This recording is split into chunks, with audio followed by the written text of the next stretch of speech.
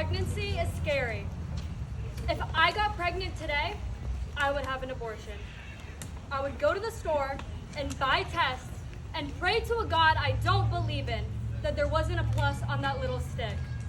And then I would take another test and another. But even after all of that fear and stress and overwhelming pressure, I would still feel comfortable that I had the choice to not carry a child. Carry a child at 18 when I still don't have a steady income, can't buy a house, or even rent a car. I know I would have an abortion. The fear of pregnancy just got worse because now there is no option, no choice.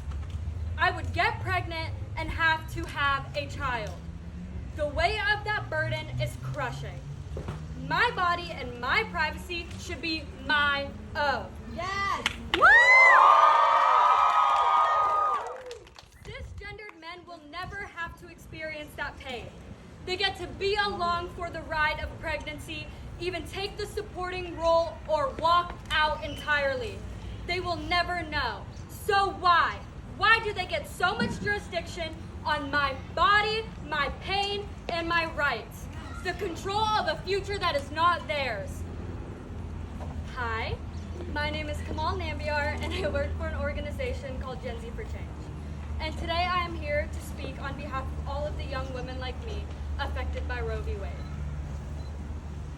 A few days ago, I was at a protest in Atlanta when a news reporter approached me and she asked, "How will the overturning of Roe v. Wade affect brown and black women?" This is something that has been weighing on my mind.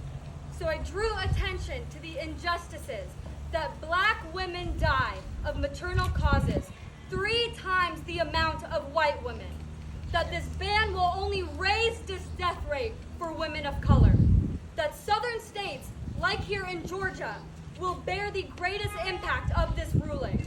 I told her about the fear that's growing in our communities from increasingly strict and unforgiving legislation based on anything but supporting a woman's choice. After the interview aired, I reposted it on social media, and the comments I received were unfortunately exactly what I had expected. People did not believe that women like me are more at risk from this ban than others. They claimed this isn't an issue about race and that it's just a problem for women. But just as anything else in this nation, issues are simply not that binary. When I look at this ban, I think of all of the communities it harms. In 2017, roughly 1 in 4 women got an abortion. 43.3% of abortions are early medical abortions. Let that sink in. 43.3% of abortions are early medical abortions. Young women make up for 56.9% of abortions in the nation. The young generation of this country utilizes abortion as a reproductive health asset. These women are just getting their first jobs, their first homes. Most are just learning how to do their own taxes. How do you expect these women to raise a child, especially one they feel they are not fit to raise? To give a child a sufficient life, if it was about life, we would have fixed various problems in this country. Yes. Gun reform, the foster care system. 2.5 million children are homeless in this country a year. Being pro-choice means to support women on both sides of the decision. This means supporting infrastructure for childcare, as well as medical offices that provide abortions and contraceptives. My body, my choice means that the government should have no say in what we can and can't do with our bodies. We need the right to make these decisions for ourselves privately. This isn't about life, it's about control. No matter the reason,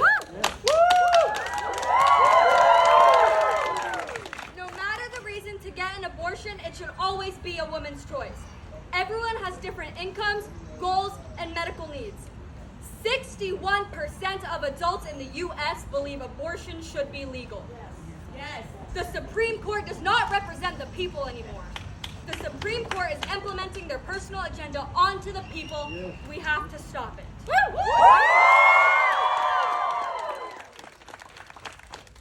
Our biggest change starts locally, in our communities, with our officials, and our people.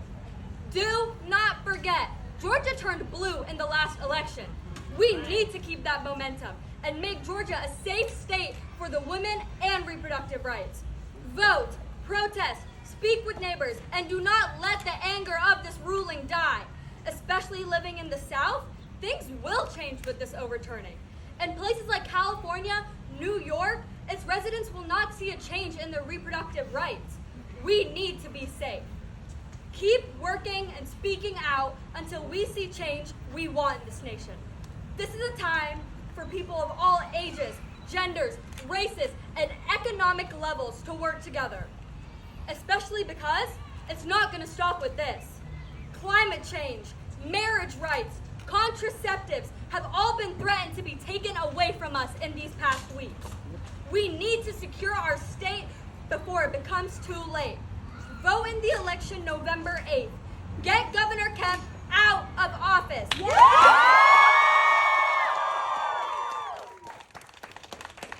Kemp, who is rushing to reinstate his previously failed abortion ban from 2019, the governor who bragged about how it is the toughest ban in the country, a man who supports investigations and prosecutions for women having miscarriages and abortions.